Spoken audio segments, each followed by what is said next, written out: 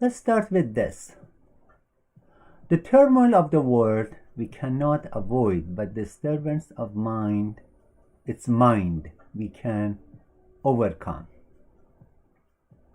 The duties and difficulties of life claim our attention, but we can rise above all anxiety, overcoming them.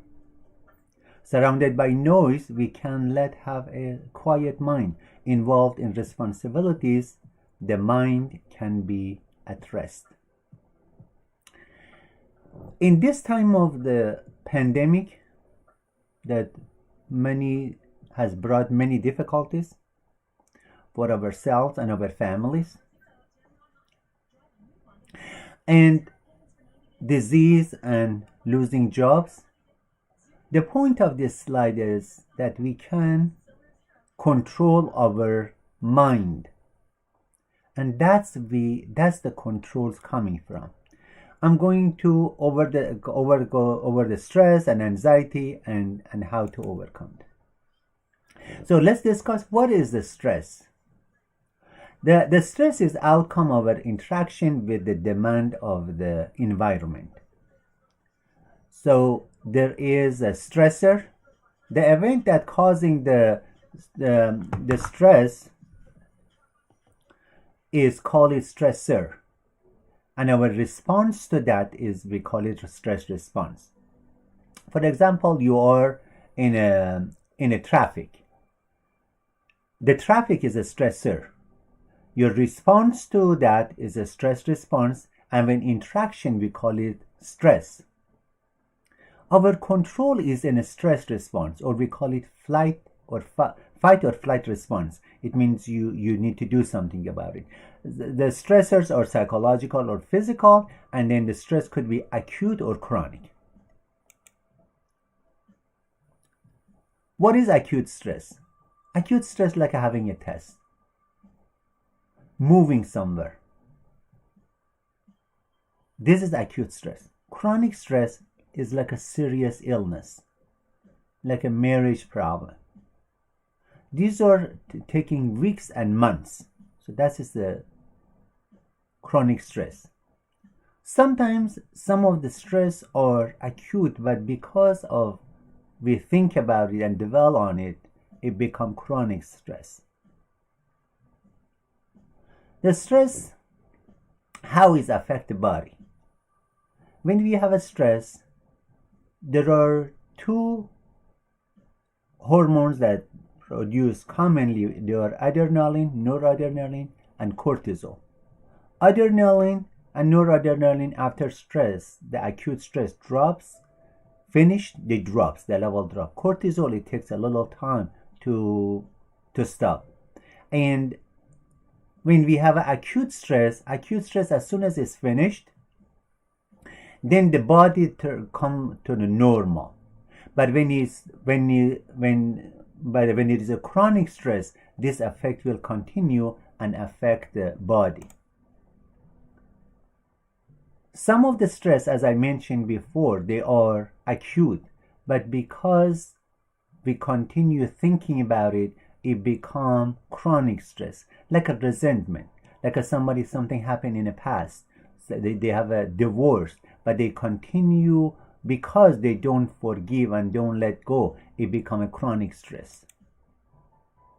The stress, especially chronic stress, is affect the body. It affect multiple systems in our body. It affect the brain. The people, they have a chronic stress, usually they have a problem with memory. They have a problem with the concentration. Usually the hippocampus, that is for a long-term memory, is shrink. Amygdala, that it is as the emotional centers, is enlarged. It affects the heart. The people with the chronic stress, they have a more heart disease. It affects the rest of the body. The people, they have a problem with their GI system. They have a irritable bowel syndrome. It affects the hormones in the body. The chronic stress has linked with so many diseases, as depression, high blood pressure, heart disease. Now I talk about PTSD. What is PTSD? PTSD is a disorder in that person can have a difficulty to overcome that acute stress they went through. For example, they have been in a war, and this every time a triggers come out, they remind them of that situation, and it could happen for years and months. And some of the veterans that they come back from the war, then they start having problem at home with their family, with their children, because a trigger is called every trigger, a small trigger, what is remind them of that event happening. PTSD patients, their brain will change. Amygdala is emotional center of our brain. In the PTSD people, the amygdala will increase in size, enlarge. So it means they become more sensitive. They respond and reactive to the emotion more. Hippocampus, that it is for a long-term memory, it will shrink. So they have a problem with memory. The frontal cortex, this area we call it prefrontal. The left side, that is for rational and happiness and joy, that decrease in size, they decrease in activity, and then will cause what will happen is they have become less rational and increase activity on the right side, then they are more stressful. They will have a difficulty with their family, and there is a treatment with it, and there we can take care of it, and that's with the cognitive behavior therapy. You have to go through this one, and their brain needs to change. I have a coaching program that I work with people one-on-one, that I can help them to change their mind and change their brain and recover from the PTSD. Otherwise, the more the PTSD continue, the more changes happen in the brain, and the more difficult to treat it. Now let's talk about anxiety and anxiety disorder. Anxiety is part of the life, the normal part of it. The stress is happening in our life. It's part of the life. You could be minor stress, as I said, like you have to go to school, move to new places, interviewing. These are acute stress and may cause some anxiety. But that's normal. It will go away, and a little stress, as a matter of fact, it make increase our focus, and it's not bad. But it become problem when it become anxiety disorder, when it become panic attack. There is a feeling of worry and anxiety and fear that it is strong, that is interfere with our daily life. Some mothers, when their children go to school, they have this whole day worried something happened to their children. Or and because it become habit, even that problem we solve with the children, they becoming worried about their relationship, becoming the worry. It's become a habitual things then can be treated. What are the symptoms of anxiety? Anxiety disorder affect multiple organs in our body. It's a physical, psychological, and behavioral. The physical, people, they have a heart pounding, they have a flashes, shortness of breath, sweating, headaches, dry mouth, nausea, diarrhea, muscle ache. These are the physical signs of anxiety. There are psychological problems. They are irritable, excessive worriness, impatient, feeling all the time in edge, fatigue, memory problem. These are psychological symptoms of anxiety. And then behavioral problem. They are phobic behavior, avoiding the situation that cause them stress, or they have to contact with somebody. Anxiety in a person that they could have a calm and happy life, it will turn their life around. And all the time they are worried about something. They say we have a butterfly in the stomach. Even they know they shouldn't be worried about, but that's for that person, it become worried.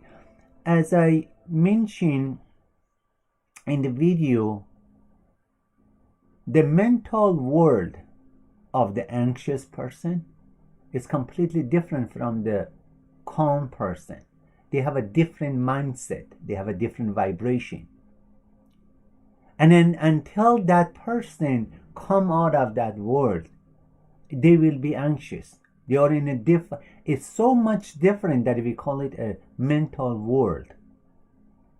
And that's I work with people, they change this mental state and come out of that. And that can be changed with a change of thoughts and change of mind.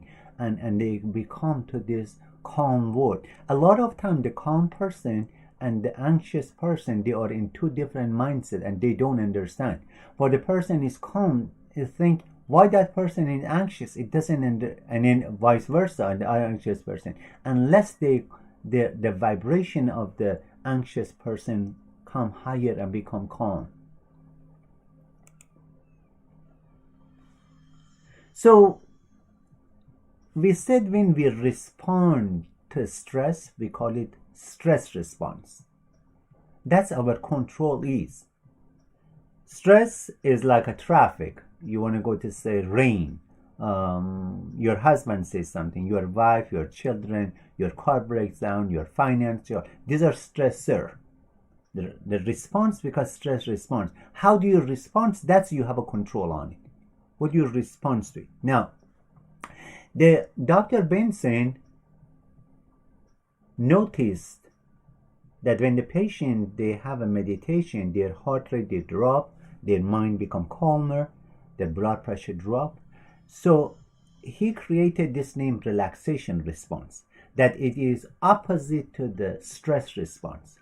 On a stress response, the autonomic part of the body that become activated, we call it sympathetic system, is bring the heart rate up, bring the blood pressure up, we become tense, we're ready for a fight or flight. This is stress response. But opposite the stress response is a relaxation response. In relaxation response, we can do some of the things do opposite to the stress response. It means calm ourselves down, make our mind relax, make our body relax. That you call it relaxation response. So we want to have more relaxation response than stress response. So if you remember this too, it's going to be very important for you. So what you would try is, you try to have more relaxation response and less stress response, or a different stress response, or a controlled stress response. How could you do that to activate the relaxation response? What could you do? We call it relaxation response. It means opposite to the stress response. What could you do? Calm your mind and quiet your mind. There are some of the things you can do during the day, at work, at home. You can do something that calm your mind down. The only things you can do, the person can control you. Let's say at the beginning I said, you cannot control others, but you can control your own mind. You cannot alter outside world, but you can alter inside world. It's inner work. You need to work inside your inner mind, your inside world. All the things that you will see on the screen, meditation, mindfulness, visit nature, physical activity, deep breathing, relaxation techniques, listen to music, visit or call people, go to the spiritual place, all of them, they calm the mind down. Even all those things happening outside world, but you calm yourself. You make a decision what to do. In meditation, you shut down the sensory world. You see, there is two worlds, sensory or physical world and mental world. When you are in mental world, then you respond instead of react. So in meditation, you go somewhere, you're quiet, you're close your eyes, you shut down the sensory, and you don't think about anything, and you calm yourself down. Mindfulness. What is mindfulness? Mindfulness is the state that you are present in the moment. You are mindful to around you. You aware your surrounding, but you are not overwhelmed, or you are not overreacting. That's the mindfulness is. A lot of people, they are worried about the future, regret about the past. It means they live in the future or in the past. They are not in the present. And in all eternity, the only times you have is this moment. The past is thus, and the future have not found. What do you do in this moment, in the present moment? So that's the part, being present at the moment. There's a lot of people, they have a problem, as I mentioned, is being worried about the future or regret about the past. When we are regretting about the past, is we infected our present time. Visit nature. You see, nature is peaceful, is slow. And then when you go to nature, you should not take your cell phone, your laptop, or talk on a phone. You go there and you relax. You see surrounding. You see the trees, you see the ocean, you see whatever it is there, you be present in the nature. And then even looking at the nature through the window, it will calm the brain down. It will calm the mind down. Physical activities such as walking. Okay, well, let's say you're at home arguing with children, with a husband, and you can't get anywhere, and you're stressed at work, whatever is happening. You need to get out yourself of that situation. Go a few minutes for a walk, especially mindful walking. It means you're just present there, listen to the birds, see the leaves, feel the air, and be there. That's they call it mindful walking. Is increased activity of the left prefrontal cortex. Person feel joy, decrease the stress, you become more rational, and the cortex of brain start having more control over the amygdala, that is emotional center is. Deep breathing. When you deep breathe, especially when you focus on your breathing, you become relaxed. It's easy. You can count up to 4, inhale, and up to 4, exhale, and try to focus on your breathing. Whenever you're upset and stressed, and then you get yourself somewhere, to the bathroom, to the somewhere, meeting room, or somewhere lounge, or somewhere in your room or bedroom. Just do a few deep breathing. Relaxation techniques such as yoga and stretching, they will make you relax. They calm the brain down. Listen to the favorite music, the calming music, not agitating music. Watch the old movies, the calm and happy movie. Call the people, they make you happy, your grandparents, the old people, the happy people. If you go to mosque, synagogue, church, or some other places, calm you down, go there. You see, your goal is at this stage is to calm yourself down.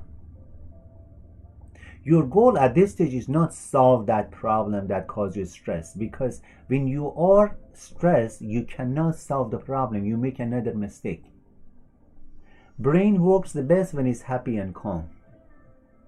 And the body heals when it's relaxed. You want to calm yourself down. And then the other things I will tell people is, you are the master of your fate. You are the captain of your soul.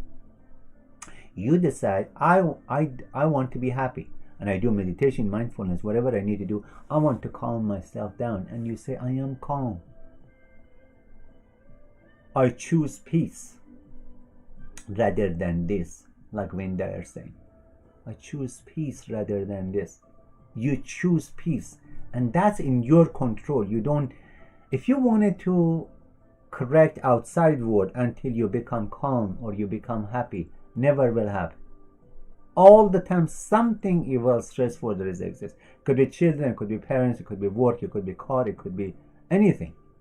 So but when you go inside, when you awaken your inner man or inner woman, then you will have control over your life. Not only calmness, not only happiness, your entire life. That I have a meeting on August 1st. That it's a whole day course that I talk about mind and how you see the game of life is playing in the mind, in play field of mind. A lot of people, they try to go outside, fix the things. That's temporary, it never works. You have to go inside. When you fix inside, and inside you imagine and you work what you wanted to happen, and it become reality. This is the functional MRI from a person doing meditation or after meditation. What is showing, this is coronal view through the, you will looking through the towards the person. The gray one is brain. This area is showing activity of the brain. One of the characteristics of the people they are mindful or doing meditation is there is activity spread around the brain. Is opposite to the stress that is focused. When you are stressed, you are focused on that stressful situation. And a lot of time you think that's whole world. There's a lot of other things going, good things happening in your life, but because you are focusing on that one, your all attention in that stressful situation, you think it's all that what it is. Meditation or mindfulness, take that one away. The person mindful is aware of surrounding. That you see activity all over the brain. So far we talk about PTSD, anxiety, stress. And we wanted to have a peaceful mind. So what is a peaceful mind? A peaceful mind is a mind that stays in peace regardless of condition and stays free of effect of stress. What does it mean? It means you do not give your peaceful mind to the outside world. If you wanted to go crack your spouse, your children, your all family member, the country, the politician and everything, and then you become peaceful, there is no such a thing. Peaceful is a mind that it is at peace regarding whatever is happening on the condition. It's mind, you see, it's mind, it's mental work, is inside. A lot of people, they are at the level of the physical world. And the physical world, you react all the time. You respond to the sensory. It's a sensory world. Mental world is a higher. You go inside. And then you decide how to respond. And you decide, I want it to be peaceful. It doesn't matter what other people are saying or whatever happening. I want to be at peace. And peace of mind is one of the jewels. It's very, very important. There is a story that this king gathered all the painters to paint a calm scenery. There was different scenery from the flowers, from the gardens, different things. But there was one painting showing a little bird sitting under on the side of the mountain, under the waterfall, and it's raining, and the sky is so cloudy, and this bird sitting on her eggs or children and calm there. He chose that one because that's really peaceful mind is. You decide to stay at peace regardless is what's happening outside. So how, when we say peaceful mind or mindset, what is it? It's the thoughts. Flow of the thoughts is mind. So this is from William James, is one of my favorite philosophers and psychologists. The greatest weapon against stress is our ability to choose one thought over another. You see, the things make you stress is your thought, is your response to them, not the things. It not all depends on outside. If you change your thoughts to something else, then you become calm. It means you choose another thought. You see, we have a train of thoughts or stream of thoughts. You can choose which thought you want. You can change it. Let's say you are worried about something that you have less. But if you change your mind to what you are grateful about, then you become calm because you say, I have this one. The only things you did, everything else is the same. You change your thoughts.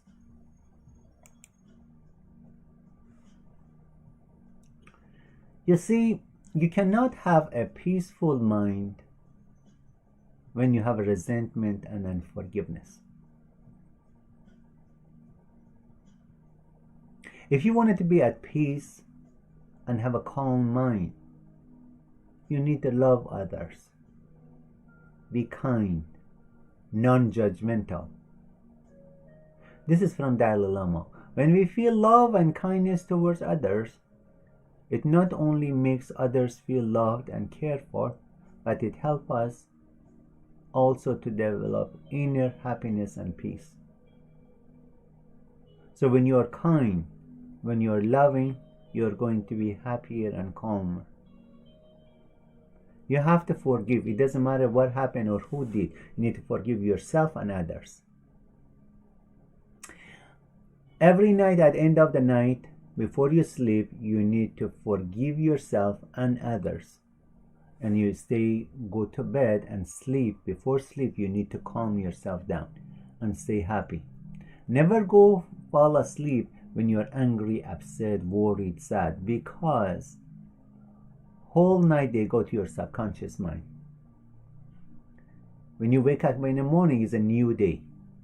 You need let the past go. And then you start new day. Every day is a new beginning. Buddha said that. You do not want to reinfect the new day with the old things happened in the past. You see, if you are regretful, if you are thinking about the past, if you are thinking about yesterday, what you did wrong or others, then your day again is going to be the same. You infected your day. As Tony Robbins said, the past is not equal to future. What you did until a minute ago or a second ago, now what you do is important. Because then you say, I am happy, I am calm, I am successful, whatever you wanted to say. I am now. In the past, whatever it was, somebody told you or you were even, it doesn't matter. Now you decide at this moment, I am conscious of being happy. Your consciousness there, I am happy now. And then as long as you're conscious of being something, you say, I am this. When you believe in it and you feel it, you are going to be that. And it will show up in your life. So forgive. Do not let the past go. Whatever is happened in the past. The worst happened, something happened. Some people, something happened in there 10 years ago, but still keeping them with themselves. You need to let go of that for your own sake. Now, after you calm down and relax, and you see something happening in your life over and over and causing stress, like a relationship, family, children, your health, finances, then you go sit and say, okay, what should I do? Like something's causing stress in your life. Let's say you may not have a good communication with your spouse. You may need to save more money. You may need to talk to the children differently. So that's you go take care of the stressful situation. You take care of the stressor, the things causing you stress. Not only you choose how to respond to it, but you to see, is there anything I can do to change this situation? Instead of blaming others. You see, you need to take your mind from the blame, yourself or others, or the problem. You go think about a solution. You see, your desire is your solution to your problem. So you say, what is the solution here? Not who did what, and that doesn't help. Say the solution is this. Then you think about it, and then when you, as long as you think about a problem, you cannot come with an idea with a solution. You go start thinking about a solution, about what you want. So okay, we have this issue right now, but I want this. Okay, what should I do? Then your mind start working and find the way to solve that problem. It is a conscious decision. You see, this is from Carl Jung. Because nerves that wire together, the ability to skillfully direct one's attention is fundamental way to shape one's brain and life over time. You see, you need to see what is you pay attention to, what you imagine, what is your self-talk is. As long as you're doing it like the past, it will be the same. Unless you change your attention and you make a conscious decision. You see, mind has two parts, or we can say three parts. Consciousness, conscious mind, subconscious mind, and unconscious mind. Conscious mind, what I am thinking and talking to you right now. Subconscious is my memories, habit, and unconscious are the area that controlling heart, blood pressure. Those are area. They are usually in lower the pons. So what we could do now is this. So now, the first thing you have a control your conscious mind. You can then send it to your subconscious. But conscious mind, at this time, at this moment, I will say, I am happy. I am calm. And then put my attention to that and start imagining what a happy person or a calm person that's what I'm doing. That's the Carl Jung is saying. Practice daily. This is from William James.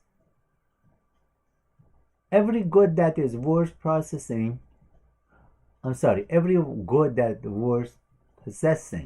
must be paid for in a stroke of daily effort. Whatever you want to do, you need to do daily, repeat it, and then it become you. So when you want it to become, let's say we are talking about calmness, let's say you're stressed and anxious, what you want it to do from this moment. First, start in your imagination. First, put your consciousness to say, I am calm. I want to be calm. I choose peace. It means when you say I am, it means you have the power. You need to remember you are master of your life. You can control it. You are right now, it doesn't matter what happening, you can say I am calm. You don't need any permission of anybody, of your past or present, or even they said, well, it doesn't look like what. Say I am calm. When you said that, you become conscious of being calm.